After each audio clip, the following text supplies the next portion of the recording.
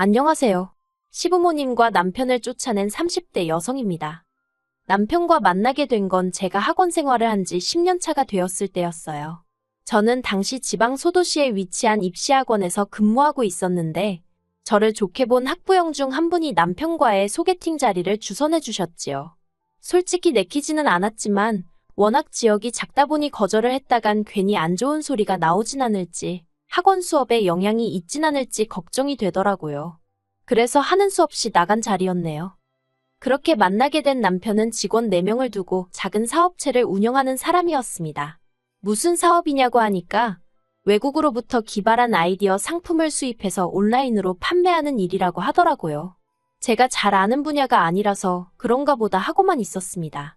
하지만 뜨뜻미지근했던 제 마음과는 달리 남편은 제가 마음에 들었는지 이것저것 질문 공세를 퍼붓더니 뒤이어 자기 매력이라도 어필하려는 듯 별 시덥지 않은 농담도 하고 제 말 한마디에 과하다 싶을 정도로 호응도 하고 한마디로 애를 쓰더라고요.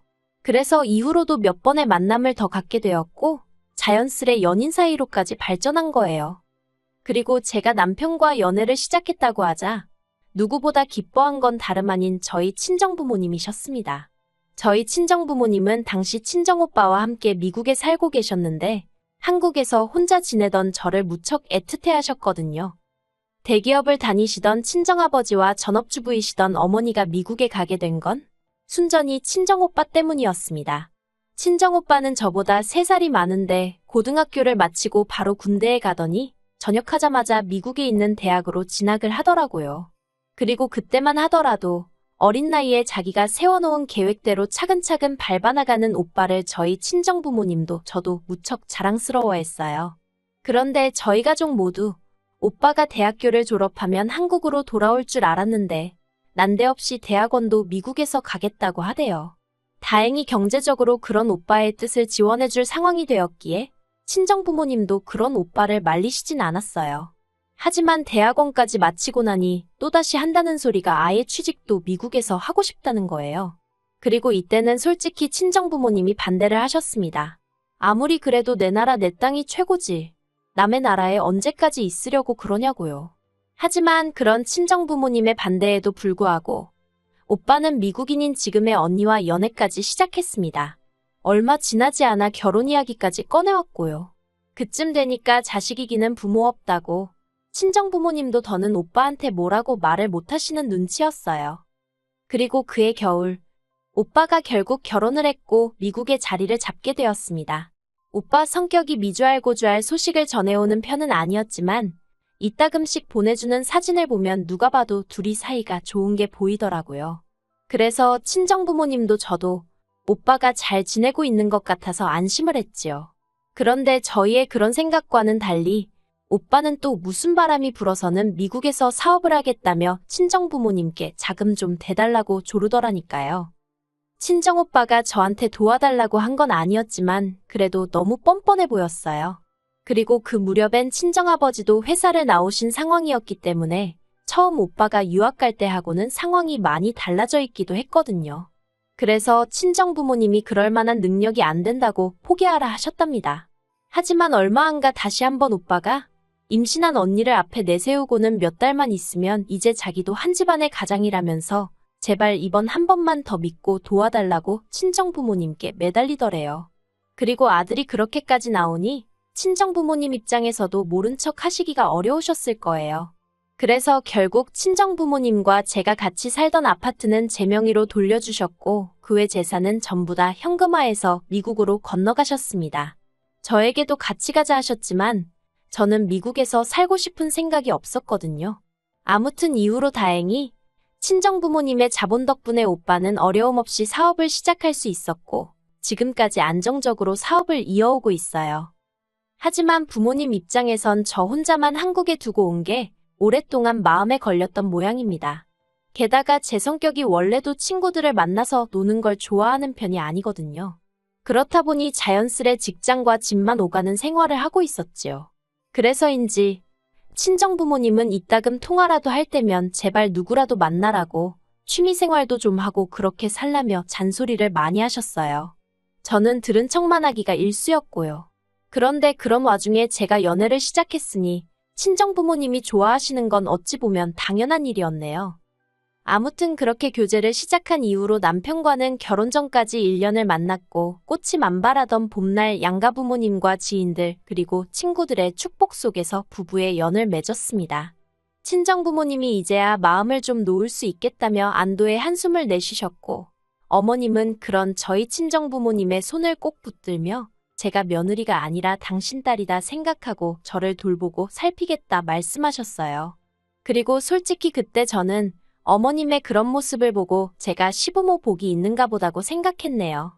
그래서 그때만 하더라도 지금과 같은 결과는 생각지도 못했는데 정말이지 사람 일이라는 건 한치 앞을 알 수가 없다더니 그 말이 맞더라고요. 신혼살림은 제가 원래 혼자 살던 아파트에서 시작하게 되었습니다. 원래는 제 아파트는 세를 주고 남편이 가지고 있다는 2억과 제가 모아둔 돈을 합쳐서 시내에 있는 신축 아파트를 사려고 했었거든요. 그런데 남편이 자기가 알아보니까 사업 때문에 아파트를 세금이 어쩌고 하대요. 그리고는 며칠 지나지 않아서 사업에 갑자기 일이 생겼다면서 급하게 그 모아뒀던 2억을 일단 썼다고 그러는데 제가 사업 쪽은 영 아는 바가 없어서 그냥 그런가 보다 했어요. 솔직히 그때 한참 애들 시험 기간이기도 했고 저는 저대로 친정부모님이 안 계신 상태에서 혼자 결혼 준비를 하다 보니 정신이 하나도 없었거든요. 그래서 남편이 하는 말을 고지고대로 믿은 게 제 잘못이라면 잘못이겠네요. 아무튼 그때는 남편이 하는 말들에 특별히 의심을 한다던가 안 좋은 쪽으로는 아예 생각조차 못했습니다. 어차피 제가 사는 아파트가 있으니 집 문제 자체에 있어서 크게 스트레스를 받는 상황도 아니었고요. 그래서 유야무야 신혼살림을 제 아파트에서 시작하게 된 거예요. 하지만 결혼 생활을 시작한 지 1년여 만에 생각지도 못한 상황을 맞닥뜨렸습니다.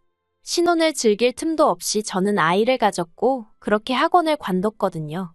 처음부터 애를 갖게 되면 애가 자기 의사표현을 할 때까지는 제가 직접 키울 생각이었기 때문에 학원을 관두는 데 있어서 아쉬운 건 없었지요. 굳이 따지자면 돈이 조금 아쉽긴 했지만 그동안 벌어놓은 돈이 있었으니 큰 문제는 아니었습니다. 남편도 한 달에 400 정도, 저보다는 적은 월급이었지만 두 사람 생활하는데 부족하진 않을 만큼 벌어오고 있었으니까요. 아무튼 이후로 건강한 딸아이를 출산했어요. 그리고 그때만 하더라도 앞으로 남편과 함께 아이를 키우며 오손도손 즐겁게 지낼 줄로만 알았지. 드라마에나 나올 법한 상황에 제가 처할 줄은 상상도 못했네요. 출산 후 제가 산후조리원에 바로 들어가기도 했고 그래서 친정부모님께는 애가 100일 정도나 되면 한번 나오시라고 했어요. 특히나 친정아버지가 하루빨리 손녀를 안아보고 싶다며 아쉬워하셨지만 어쨌든 혹시 모를 상황에 대비한 딸아이의 건강이 우선이었으니 이해하신다 하셨고요. 그런데 산후조리원에서 나와 남편과 함께 집에 도착하던 날 남편이 현관 앞에 도착했어야 하는 말이 지금 집에 어머님 아버님이 와 계시다는 거예요. 현관문을 여니 눈앞에 펼쳐진 건 정말 가관도 아닌 집안 꼬라지였습니다. 일단 저와 남편이 쓰던 안방은 어느새 어머님 아버님 차지가 되어 있었고 그런 와중에 어머님은 민망한 기색도 없이 잘 왔다며 저를 반기시는데 한마디로 여기가 내 집이 맞나 싶더라고요. 까놓고 말해서 제가 산후조리원에 입원해 있던 동안 어머님 아버님 두 분 다 두세 번 얼굴을 비추셨는데 그때마다 한 번도 합가의 히읗차도 꺼내신 적이 없었기에 눈앞에 펼쳐진 상황이 더 믿기지가 않았던 것 같아요. 한마디로 어머님 아버님과 남편한테 뒤통수를 세게 맞은 기분이었습니다.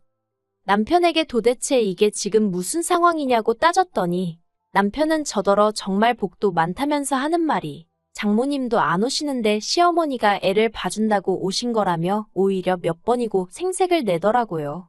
막말로 누가 고마워하는 것도 아닌데 혼자서 난리였지요. 제가 어떻게 나랑 상의 한마디 없이 그런 일을 결정할 수 있냐고 물었더니 전부 다 저를 생각해서 그런 건데 뭘 상의를 하렵니다. 어처구니가 없어서 그래서 나를 생각해서 내가 쓰던 안방도 내드렸냐 따졌어요. 그랬더니 오히려 남편이 제가 이해가 안 된다는 표정을 짓고는 시부모님이 제일 어른이시니 당연히 방도 제일 큰 방에서 지내시게 하는 게 맞는 거 아니냐대요. 막말로 이 인간이 무슨 효자병이라도 걸렸나 싶어서 어이가 없더라고요. 어쨌든 짐은 이미 다 들어왔지. 애를 챙겨야 되는데 몸은 힘들어 죽겠지. 제가 뭔가 이성적으로 할 수 있는 상황이 아니었어요. 그리고 동시에 가구며 짐이며 다 들여놓은 어머님 아버님을 당장에라도 내쫓을 수도 없는 노릇이었기에 일단 당분간은 남편 말대로 어머님께 따르를 부탁드리고 저는 몸을 회복하는 데 신경을 쓰기로 마음을 비웠지요. 하지만 한 달이 뭐예요. 보름도 되지 않았을 무렵부터 어머님과 아버님은 저와 딸에만 남겨놓고 외출을 시작하셨습니다. 친구들하고 약속이 있네. 어디 가기로 했네. 별의별 핑계를 대시면서 말이에요. 그뿐만이 아니라 말로는 며느리인 저와 손녀인 저희 딸을 챙겨주러 오셨다면서 정작 제가 도움이 필요한 집안일이라던가 그런 쪽에 있어서는 아주 모른 척 하시대요. 그러면서도 당신들 빨래며 설거지는 끊임없이 내놓으셨고요. 한마디로 졸지에 저는 딸애 하나만 돌보는 것도 부족해 어머님 아버님이 벗어던진 속옷까지 빨아야 했을 만큼 온갖 집안일을 떠맡게 되었습니다. 하지만 그걸로도 부족해 어머님은 불난집이나 마찬가지였던 저에게 기어이 기름을 들이부으셨어요.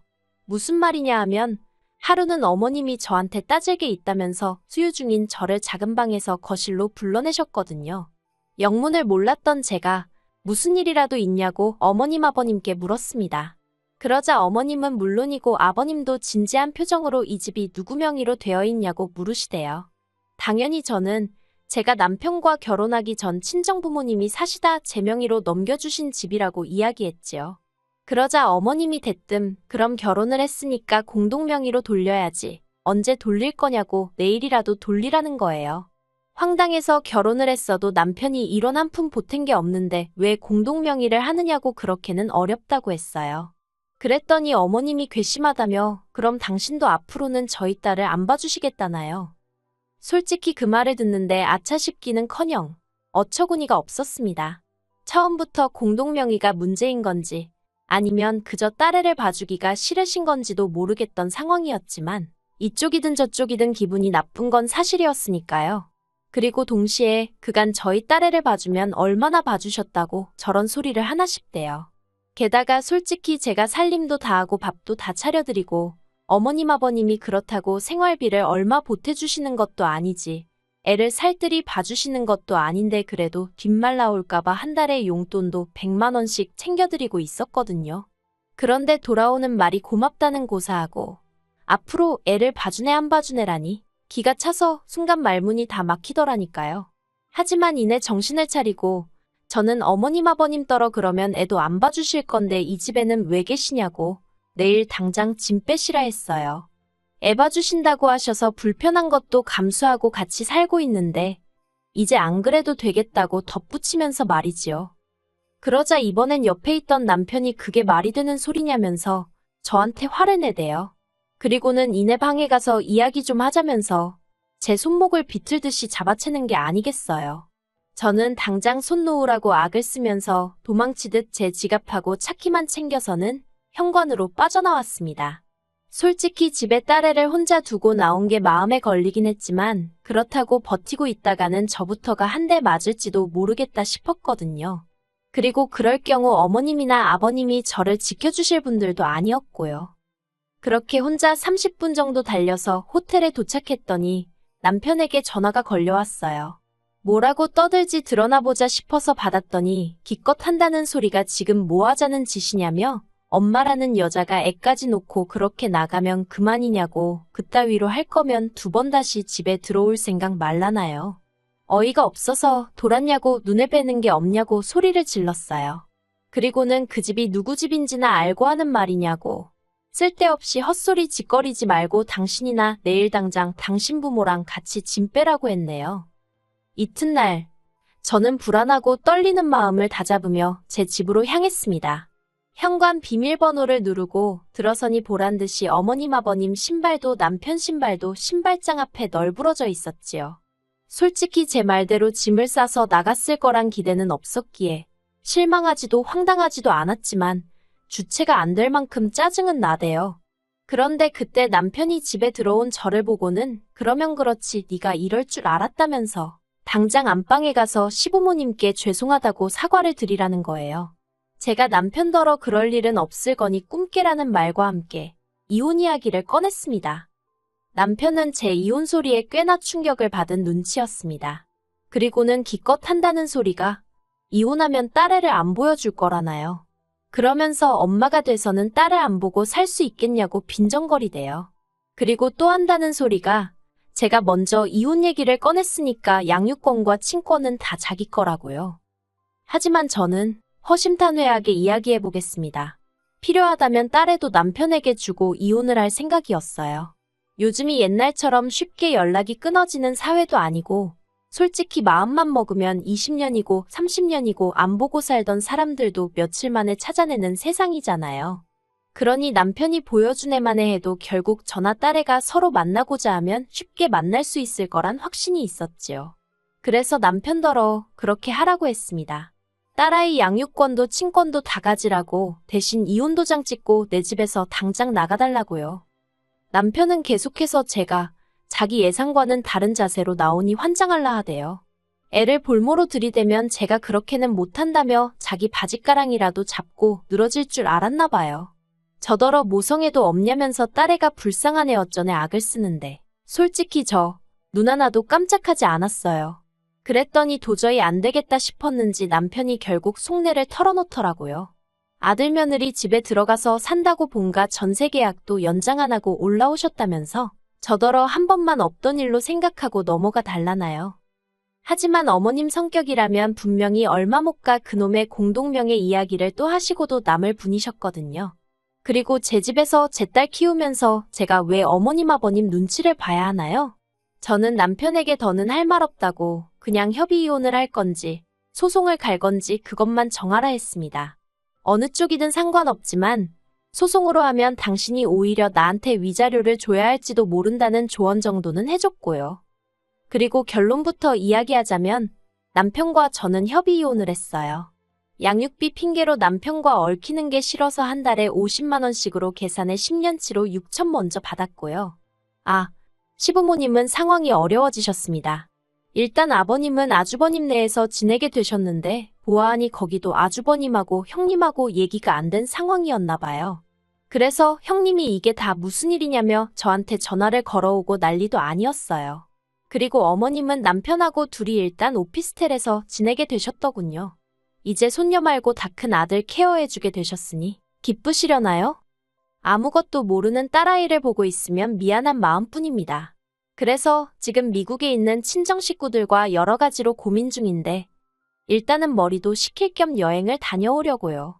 솔직히 가서 부모님이나 오빠네 부부 사는 것도 보고 그 집 애들도 보고 괜찮겠다 싶으면 아예 미국에서 새로운 시작을 해볼까 그런 생각도 하고 있습니다. 어디서든 마음 굳게 먹고 열심히 살면 또 좋은 날이 올 거라고 믿어요.